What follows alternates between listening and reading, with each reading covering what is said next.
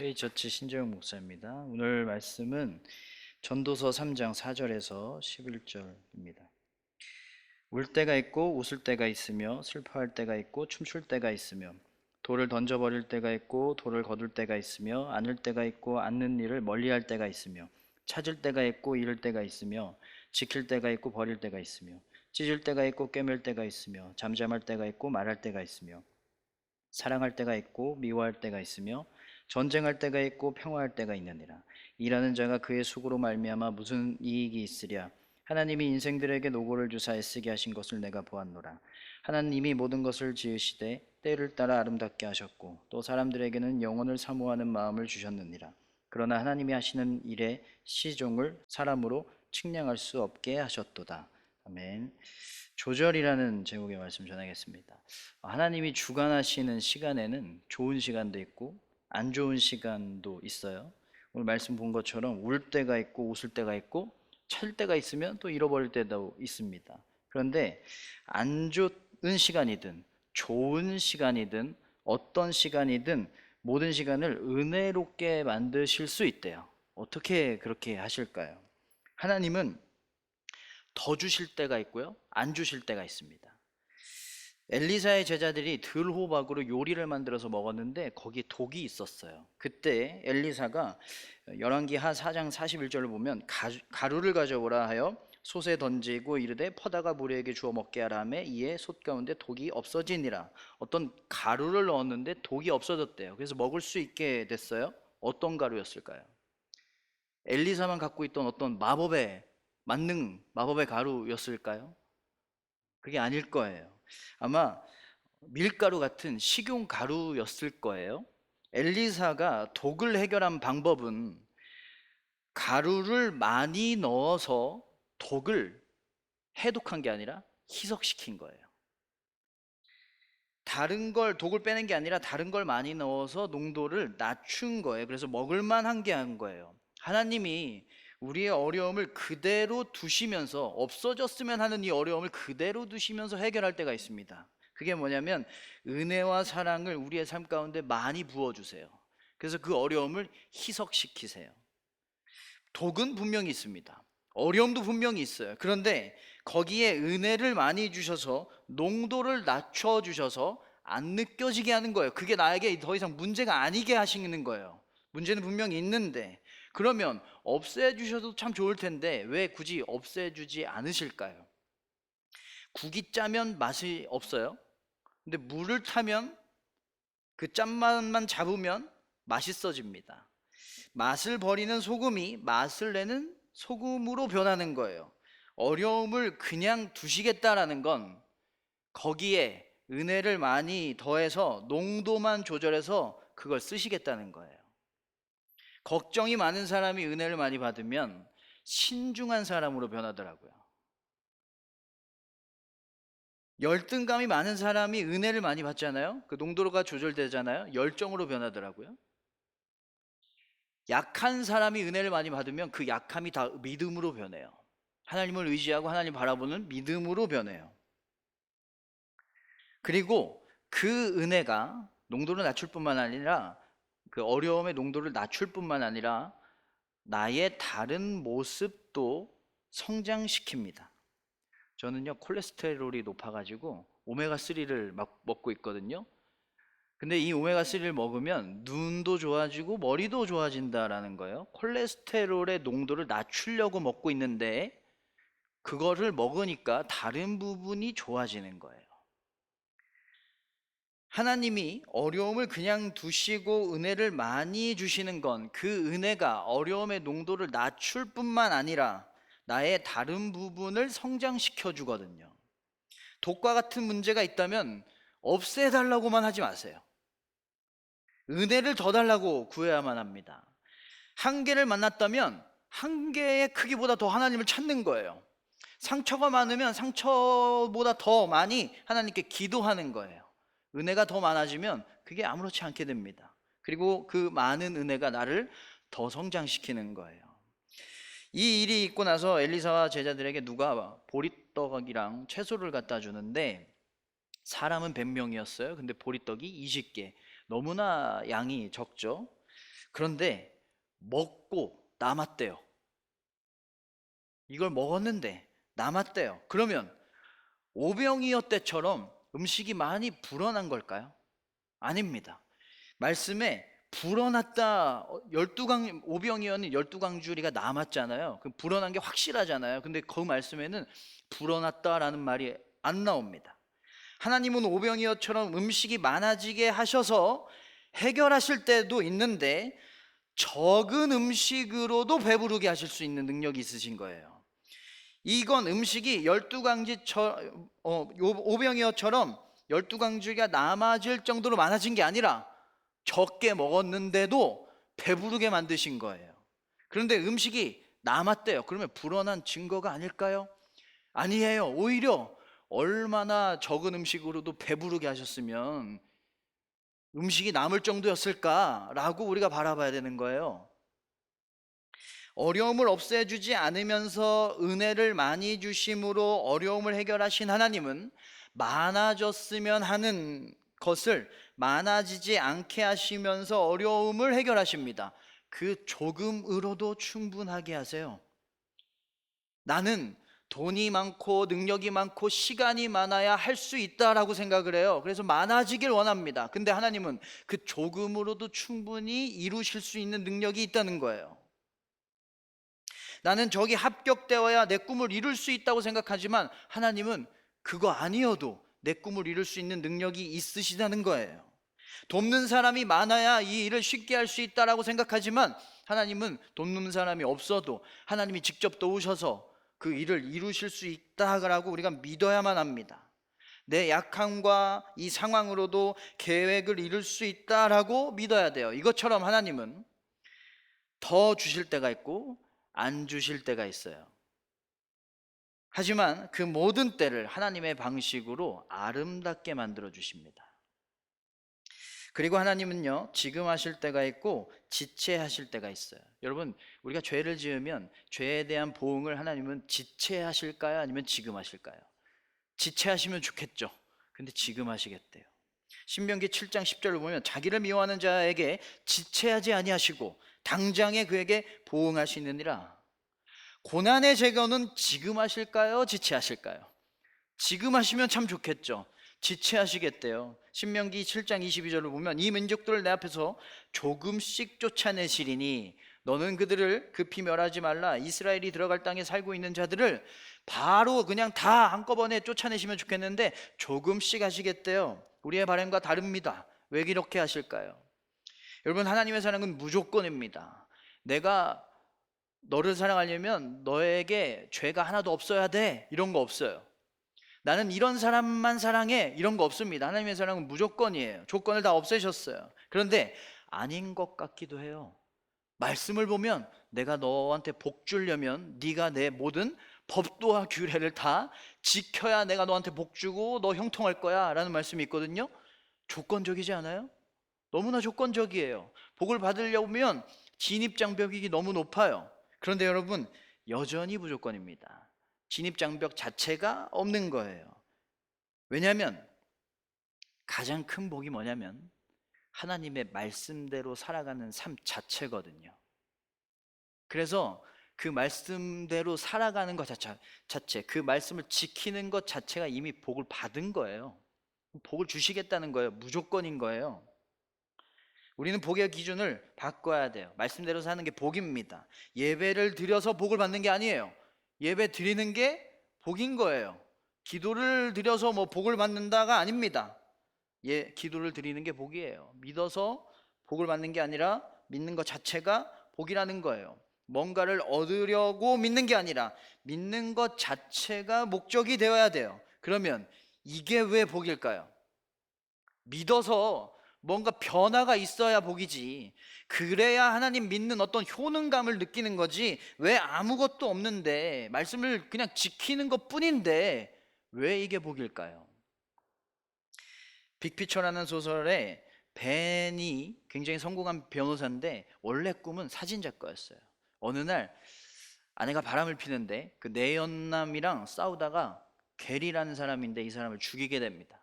근데 이 게리는 원래 무명 사진 작가였어요. 그래서 이 게리의 죽음을 자신의 죽음으로 위장해요. 그리고 게리로 살기 시작합니다. 이제 사진 작가로 살기 시작하는 거예요. 근데 벤이 사진을 너무 잘 찍어요. 금방 유명해졌어요. 자신의 꿈을 이룬 거예요. 자아실현을 한 거예요. 여러분, 그러면 진짜 벤은 진짜 자기의 삶을 찾은 걸까요? 이건 벤의 삶도 아니고 게리의 삶도 아니에요. 근데 꿈은 이뤘어요. 자아실현을 했다고 볼 수가 있을까요? 진짜 나로 살고 있다고 말할 수가 있을까요? 우리는 원하는 목표를 이루면 자아실현할 수 있다라고 생각합니다. 좋은 배우자를 만나서 좋은 가정을 이루면 진짜 내 삶을 찾을 수 있다라고 생각해요. 그런데 그렇게 보일 수도 있고 그 삶이 진짜 행복할 수도 있어요. 하지만 우리는 하나님의 자녀가 아니면 자아실현을 할 수 없는 존재로 만들어졌어요. 하나님의 자녀가 내 자아예요.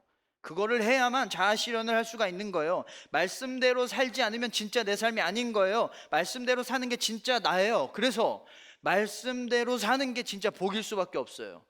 그게 내 삶이니까, 그게 자아실현이니까, 그게 내 삶의 유일한 내 목적이니까, 그걸 이룬 거니까. 그래서 말씀대로 살지 않을 때 왜 보응을 바로 하시냐면, 말씀대로 사는 것 자체가 가장 큰 복이라면 말씀대로 살아가는 것 자체는 가장 큰 뭘까요? 벌일 수밖에 없는 거예요. 말씀대로 안 살면 자동적으로 우리의 삶이 벌의 영역에 들어가게 되는 거예요. 아무것도 안 해도 벌이지만 아무 변화 없을 수도 있어요. 어떤 안 좋은 일이 안 나타날 수도 있어요. 오히려 내 마음대로 사는 거니까 편하고 더 좋을 수도 있어요. 그런데 여러분, 벌과 복의 기준은 잘됨과 안됨이 아니라는 거예요. 하나님과 가까움과 뭔가. 그래서 미워하셔서 벌을 바로 주시는 게 아니라 사랑하셔서 벌을 바로 주시는 거예요. 왜냐하면 벌이 늦어지면 돌아오는 것도 늦잖아요. 그럼 복 받는 게 늦어지잖아요. 지금 바로 보응하시겠다는 건 지금 바로 돌아오라는 거예요. 지금 바로 복의 영역으로 들어오라는 거예요. 그러면 왜 고난이 없어지는 건 지체하실까요? 신명기 7장 22절을 다시 보면 여호와께서 이 민족들을 내 앞에서 조금씩 쫓아내시리니. 대적들을 조금씩 쫓아내시겠대요? 믿는다고 삶이 단번에 바뀌지 않습니다. 기도한다고 바로 응답이 오지 않아요. 빨리 해주시면 좋겠는데 왜 이렇게 천천히 하실까요? 22절, 그들을 급하게 멸하지 말라. 들짐승이 번성하여 너를 해할까노라. 사람들이 갑자기 없어지면 그 없어진 그 자리에 들짐승이 와서 오히려 땅을 황폐하게 만들까봐. 그러면 이스라엘 백성들이 살아가야 할 땅이 황폐해지니까 조금씩 속도 조절을 하겠다. 하나님은 모든 때에 일어나는 일들을 다 아셔요. 그래서 나를 완벽하게 인도하시려고 가장 적절하게 속도 조절을 하십니다. 모든 때를 다 아시니까. 그래서 지금 당장 이루어졌으면 좋겠는데 당장 이루어지지 않는다라는 건 하나님이 나를 완벽한 속도로 인도하고 계시다라는 신호인 거예요. 가장 좋은 때는 하나님이 이루실 거니까 그때는 하나님께 맡기고 지금을 하나님이랑 같이 살자. 때를 뒤로 미루셨다는 건 그것만 보지 말고 그건 하나님께 맡기고 하나님만 바라봐라. 그게 가장 큰 복이니까. 여러분, 보응을 지금 하시는 것도 이루시는 것을 지체하시는 것도 다 복 주고 싶은 사랑이 담겨 있어서 그 속도 조절을 하시고 계시는 다 아름다운 시간인 거예요. 그 모든 시간에 우리는 하나님께 모든 것을 맡기고 순종해야만 합니다. 그리고 하나님은요, 부유하게 하실 때가 있고 부족하게 하실 때가 있습니다. 우리가 가장 사랑하는 말씀인데 우리가 가장 잘못 알고 있는 말씀이 있거든요. 빌립보서 4장 13절, 내게 능력 주시는 자 안에서 내가 모든 것을 할 수 있느니라. 바울이 이 얘기를 왜 했냐면 빌립보 교회에서 바울에게 선교비를 2번 보내줘요. 이 선교비를 받고 바울이 뭐라고 말했냐면, 정말 고마운데 이제 안 줘도 됩니다. 왜냐하면 빌립보서 4장 12절, 비천에 처할 줄도 알고 풍부에 처할 줄도 알아. 나는 자족할 수 있는 일체의 비결을 다 배웠기 때문에 저는요, 가난하게 살 줄도 알고 풍부하게 살 줄도 압니다. 그래서 돈 안 보내줘도 됩니다. 왜? 나는 부족해도 상관없으니까. 난 부족해도 살 수 있으니까. 일체의 비결을 아니까. 그 다음에 이렇게 말해요. 내게 능력 주시는 자 안에서 내가 모든 것을 할 수 있느니라. 나 가난해도 된다. 돈 안 보내줘도 된다. 나 능력 주시는 자에서 모든 걸 할 수 있다. 이건 하나님이 능력 주시면 불가능한 일은 나에게 없다라는 뜻이 아니에요. 물론 하나님이 능력 주시면 우리에게 불가능이 없는 건 맞아요. 근데 여기에서는 그 뜻이 아닌 거예요. 모든 것을 할 수 있다. 모든 것을 할 수 있느니라. 이 모든은 불가능한 모든 상황을 말하는 게 아니라 부요할 때와 부족할 때, 이 두 가지 모두를 말하고 있는 거예요. 부요하든 부족하든 나는 자족할 수 있는 능력을 주시는 하나님의 은혜 안에서 모든 상황에, 모든 것에 난 처할 수 있습니다. 나 가난해져도 됩니다. 부해져도 상관없습니다. 능력 주시면 가난을 이길 수 있습니다 보다는 하나님을 위해서라면 가난에 처할 수 있습니다 예요. 왜냐하면 주님이 나에게 바로 은혜 주셔서 나를 부유하게 하실 줄로 믿습니다가 아니라 하나님으로 나는 만족하기 때문입니다 인 거예요. 하나님이 능력 주시면 나 전능해집니다가 아니라 하나님 위해서라면 나는 뭐든지 할 수 있습니다 라는 순종의 고백인 거예요. 그래서 우리는 이제 이 말씀을 보면서 똑같은 고백을 할 수가 있어야 돼요. 하나님이 보내시면 어디든 갈게요. 하나님이 하라고 하시면 뭐든지 할게요. 어떤 상황이든 나 그거 처할 수 있어요. 여러분 가장 좋아하는 말씀인데 가장 피하고 싶은 말씀 되지 않았어요? 지금껏 우리가 이 말씀을 사랑했다면 우리가 더 사랑해야 하는 말씀이 된 거예요. 우리가 이런 순종의 고백을 할 때 하나님은 정말 뭘 해주시냐면, 하나님 나는 하나님을 위해서 뭐든지 처할 수 있어요, 할 수 있어요 라고 하면 하나님이 정말 모든 것을 가능하게 하는 능력을 주세요. 그 순종의 고백을 보시고 전능의 능력을 그때 주세요. 하나님을 위해서 다 감당할게요 라고 하면 정말 상황을 이기고 버티고 감당할 수 있는 능력을 주시는 거예요. 내가 할 수 없는 일을 하나님께서 맡기셨을 때 하나님이 맡기셨으니까 내가 해볼게요, 순종의 고백을 하잖아요. 그러면 하나님이 정말 그 능력을 주셔서 그것을 할 수 있는 능력을 주신다는 거예요. 그래서 내게 능력 주시는 자 안에서 모든 것을 할 수 있다라는 말씀은 하나님이 보내신 상황이라면 뭐든지 난 순종할 수 있습니다 면서 동시에 하나님이 보내신 능력으로 그 상황을 나는 이길 수 있습니다, 그렇게 믿습니다도 되는 거예요. 순종이 능력이니까 부유하면 부유함만 바라봐요.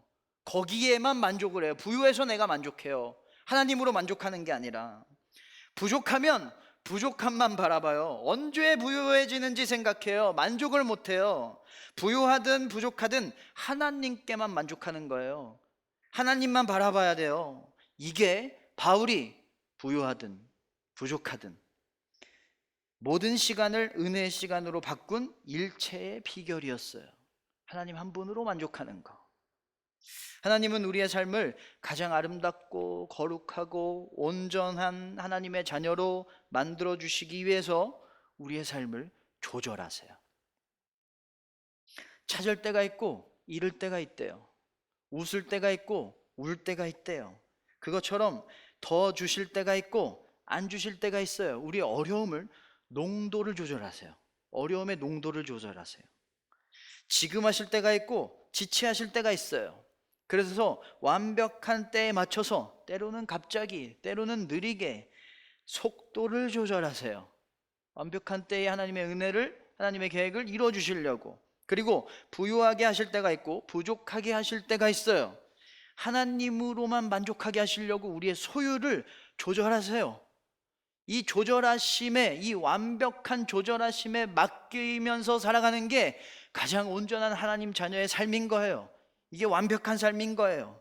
하나님의 이런 조절하심은 다 나를 온전한 하나님의 자녀로 변화하게 하시려고, 하나님과 함께 살아가는 가장 큰 복을 누리게 하시려고 조절하고 계시는 거예요. 그래서 우리는 이 조절하심에 순종해야 돼요. 이 조절하시는 손길에 모든 것을 맡기면서 살아야 돼요. 여러분, 하나님은 우리에게 고난과 시련을 주지 않으시는 분이 아니라 그 고난과 시련을 조절하시는 분입니다.